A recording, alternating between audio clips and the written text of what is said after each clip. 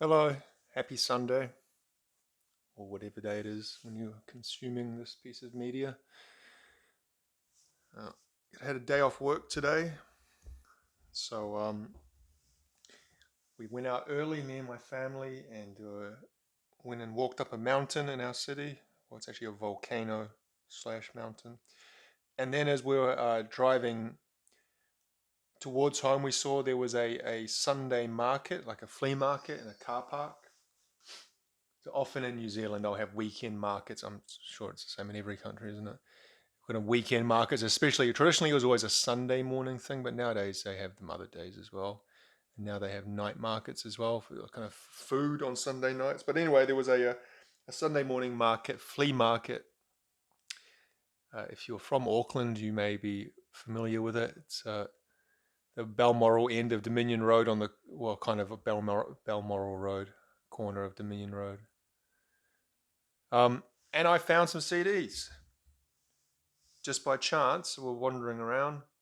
My son got some donuts, and I saw some a stall selling records and CDs. And the CDs, they had three categories. They had $2. Most of them were $2, and then $5, and just a handful were $10.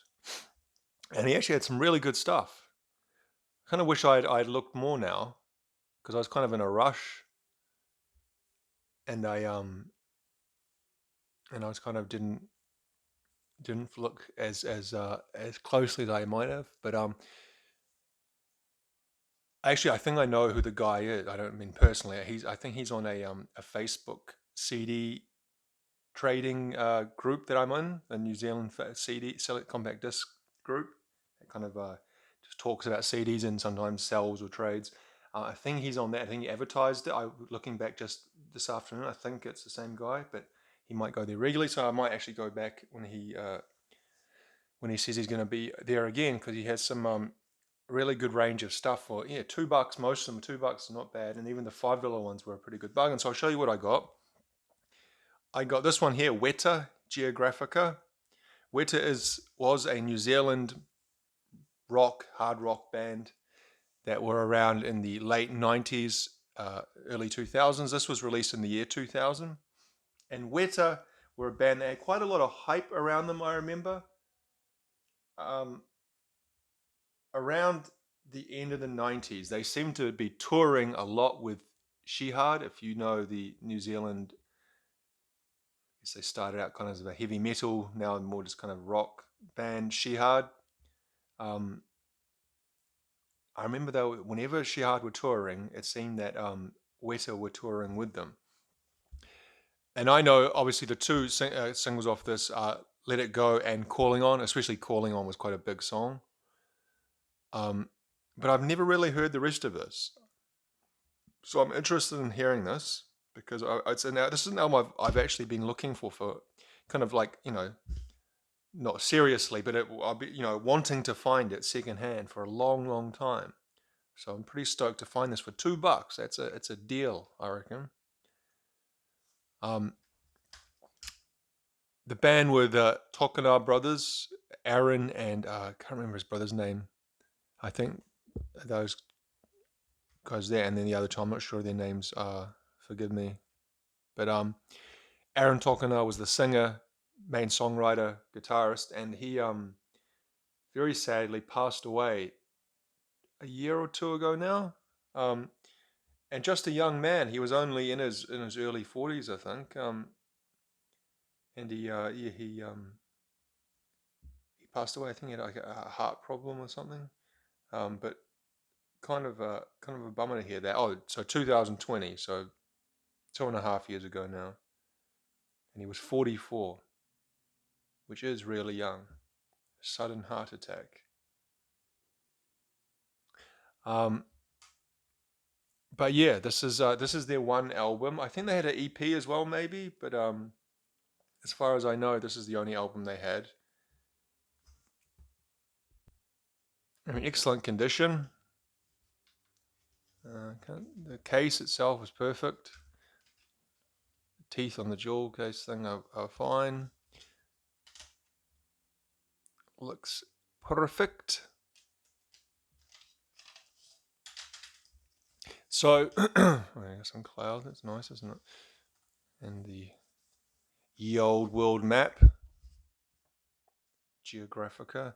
Okay, the other members are Gabriel Atkinson on guitars, vocals, and Clinton. Oh no, so Clinton's his brother. There's two Clintons: Clinton Tolkienar and Clinton Den Haya on drums. And I was just looking on the Wikipedia. See, this album was rumored to cost $400,000 to produce in 1999 2000. Which, if that's true, that is outrageous. And for a New Zealand band to spending $500,000 in album production is unheard of, even nowadays, I think. But I think they were on a major label, Warner Music. But yeah, they broke up after this album. So Weta, the one next to for $5, and I can understand why, because they are a little bit more recent, and also you never see these secondhand. Well, at least I don't. M.I.A. And this is her, I think, second album, Kala, 2007. This is the one that's got Bird Flu and Paper Planes, which I think are her two biggest songs, maybe. And also Jimmy, I think it's another of the big songs. Again, I've only really ever heard the singles from her. Another song, I like those songs, and the other song I really like of hers is the more recent one, I think it's Bad Girls, and she did the video of Muslim women driving cars, in Saudi Arabia for a long time. Females were barred from driving cars. Well, she made a video. It actually wasn't filmed in Saudi Arabia. I think it was filmed in Morocco. I think I read about it a year or two ago. And it kind of was playing on the fact of Saudi women not being allowed to drive. I think they are allowed to drive now, but it's a really cool video. It's done in a really good way. She's Sri Lankan. I think she was born in Britain, but her parent, obviously she's ethnically Sri Lankan, and I think she moved back to Sri Lanka and grew up there most of her childhood, and then moved to England for her later childhood. And her father was a famous or relatively famous Tamil politician. I don't know if you say politician. He was kind of involved in the Tamil insurgency. I don't think in the military side it wasn't like a member of the Tamil Tigers or anything, but I think he was. He wrote and supported them, and yeah, don't know to the full extent of which he was involved in that, but yeah. So she's ethnically Tamil Sri Lankan.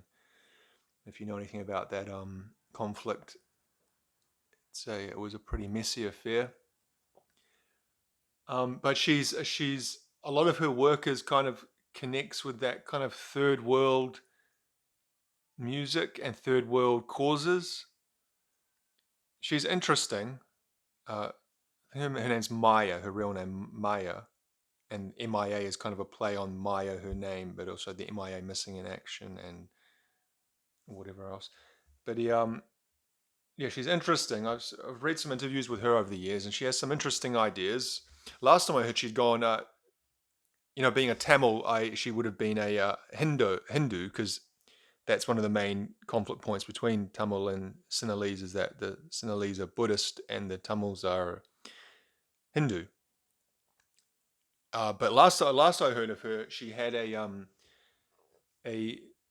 awakening, or if you want to call it that. She's become a born again Christian, and she had a visit from Jesus Christ, our Lord and Savior, and after that she's become a born again Christian, and she was also quite fervently anti-vaccination and kind of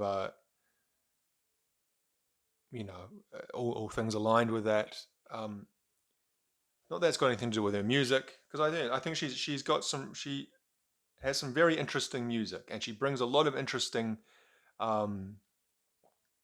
influences from her own South Asian upbringing and heritage, but also from other parts of the world.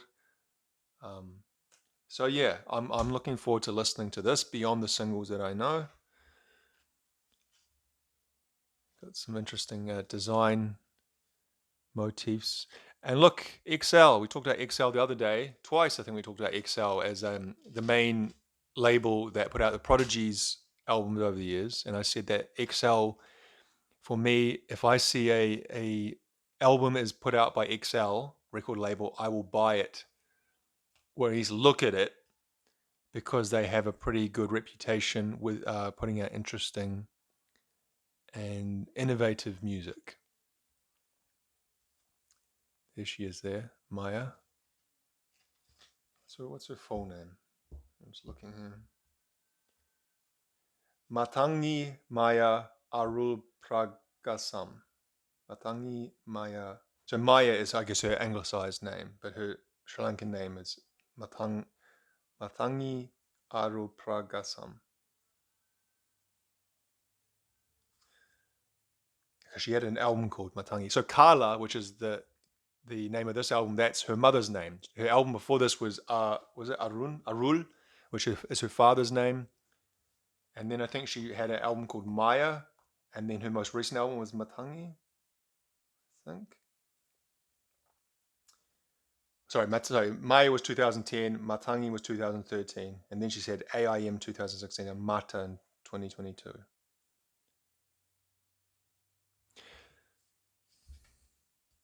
So this kind of, when you look at that, when I look at this kind of reminds me a lot of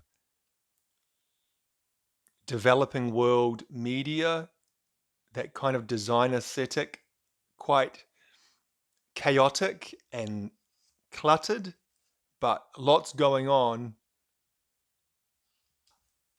Not necessarily. I'm not saying that in a bad way. Just it's a you notice that when you see media, whether the printed media or visual media from kind of countries that maybe are a little bit less economically developed, some of the design choices they use, perhaps because of technological impediments that don't allow them to maybe design things as in other ways. I don't know. Not yeah. That sounds a little bit like I'm saying that that's all they can do. I don't mean it in that way. I just mean like a lot of times the way things are designed are dictated by the tools you have available to you, right? Whether that's computer programs, design programs, printing mechanisms, or whatever else. Anyway, talking myself into a hole here. Anyway, interested in listening to this one. $5. And then lastly, this one I was really kind of happy and surprised and just overall didn't expect to see this. DJ Shadow's The Mountain Will Fall. This was, I believe, 2016. It's his second most recent album. He had an album after this, Apathetic Age, in 2019. So DJ Shadow released a seminal, hugely influential, innovative album in 1996 called Introducer. And if you are a fan of DJ Shadow, you will obviously know that album. Even if you're not a fan of him, you probably will know that album. That's kind of his defining work. Everything he's done after that has never been able to measure up to that album. And I don't mean that quality-wise, though some people would say so. I mean as in, I don't know, in every other wise. Critically, every review you read about him always references back to Introducing. And you can tell he's tried to move beyond that. So his second album, which was 6 years later in 2002, The Private Press, I reckon that's a pretty great album as well. But that, I've seen some pretty scathing reviews of that album. His subsequent albums, 2006, The Outsider, 2011's The Less You Know, The Better, I've never listened to them. And then this most recent one I haven't either. This one, because I follow him on social media, Facebook and whatever else, I remember at the time he was really pushing this with marketing campaign like this album's out, get it where you can, and etc. And I never actually did listen to it. a lot of these albums, there's just so much music out there nowadays that it's hard to listen to everything. And sometimes you've got to be in the mood to listen to things. And that's why I've said before, why I like having CDs is because it kind of gives you the chance to just to put things once you have it, the physical, I feel more, not obligated, but kind of obligated to listen to it. Because I'm not just going to buy something for it to sit on the shelf. You know what I mean? I'm going to always listen to it at least once and usually more to try to get a feel of it. Whereas on Spotify, where all the positive stuff I've said about Spotify in other videos and how much I love it and how much music has introduced me to, it does the choice is overwhelming, the selection is overwhelming, and you do tend to just not listen to things. Even though bands who I love and they've released new things, I just never get around to listening to them because it's just in the list with the other fucking 10,000 releases that I want to get to at some stage. So that's kind of the burden of choice, isn't it? It's kind of the same thing with um, those streaming services of movies and TV. You know, when I was living overseas and when I came back to New Zealand, my family, we still had a Netflix account. But what I found was just, I would think, okay, I'm going to watch something. And I'd sit there and scroll through things for like 20, 30 minutes trying to find something. And there was any number of things I would have liked to have watched, but it was like the choice overwhelmed me. And a lot of times I just shut it off without choosing anything. You know, yesterday morning I went around to my aunt's house. You know, she's getting on now, and she just had internet installed in her house, and so I hooked it up, connected it to her TV, so she had a smart TV, and kind of downloaded some of the streaming apps available on that. And she has a shared account with her sister, so Disney Plus. So she got Disney Plus, Netflix, Neon, which is a local streaming service. Then the other local streaming services like TV and Z on demand, and there's a few other ones. I think she had something else as well. And Disney Plus, actually, I've never, I know what it is, but I've never had it. But when I was installing it, I was just kind of flicking through. I was like, their choice on Disney Plus is amazing. It could keep you going for the rest of your life, the amount of content on there. But it's for me, I know what I would do. I would just get overwhelmed and wouldn't watch 99% of it. That's just why eventually I did away with my Netflix subscription. We don't have Netflix anymore because I don't know, I didn't watch anything. Anyway, back to what I was talking about here, DJ Shadow. If you haven't heard Introducing is considered to be a very, very influential album, is because it was the first album that was entirely produced using samples from beginning to end, every part of it composed from, sampled from vinyl. And so, you know, within the artistry of that, of getting it all together, producing it and mixing it and making so that it all flows together and is layered properly, but also just the, as a part of evolution of music, it's kind of a big step, I guess. Um, and so in that way, like I said, it's really seen as his definitive work and something he's always put up against in everything he releases subsequently, which has got to be hard for him. He worked on the Uncle project with James, was it Lavelle, James Lavelle, and I have Psychic Fiction. I think that's the name of the first album they did together. I think after that, Josh Davis, aka DJ Shadow, left, but that's got a lot of his fingerprints all over it. That album, if you ever get a chance to listen to Psychic Fiction. But anyway, this album here was $5, and I'm happy to have it. I put it on in the car on the way home. I only listened to the first 3 songs. The first one, The Mountain Will Fall, that one in particular I really liked. That had like a good feel to it. Nobody Speak had a guest vocalist from the guys from Run the Jewels. Not actually really familiar with them. I've heard of them a lot. But oh, look at that. It's kind of like a says liquid amber. It's like a press out. Can you see that on the screen? It doesn't really come through, doesn't it? There you go. You can kind of see there. I don't know what you mean to do with that. Is it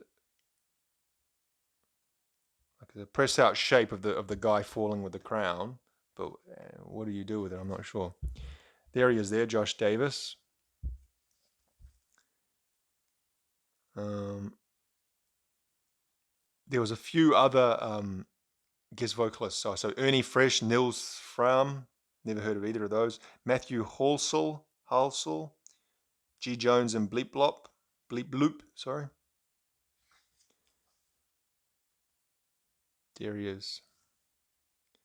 You know, that kind of what would you call it, the archetype, or maybe that's not the right word, but of that DJ producer who just has massive amounts of gear and tech, and samplers and keyboards and sequences, and rooms full of vinyl. That's something that's always appealed to me, because I wish I had something like that. But obviously, you got to have a little bit of knowledge for it to work, where the ability to teach yourself, and then I guess time and money also would probably come in handy. But yeah. But anyway, that's 3 albums that I've never heard any of. I've obviously heard the singles of these 2, but I haven't heard much beyond that. So I'm really interested to hear them. Happy to hear them. So 5, 5, and 2. These 2 are a little bit more expensive than I usually spend. Usually I'm spending about $1 on average. But for this kind of release, especially something like DJ Shadow, that's only released 4, 5, 7 years ago, and that you would very, very rarely find in any music shop, new or secondhand, in this country. If I wanted this, I'd almost certainly have to import it, or get it shipped here. This one you might be able to find a little bit more easier, but it would be a lot more than $5. I can guarantee you. It would be at somewhere like Real Groovy. It would be more like $12 secondhand, and probably more like about $20 to $30 new.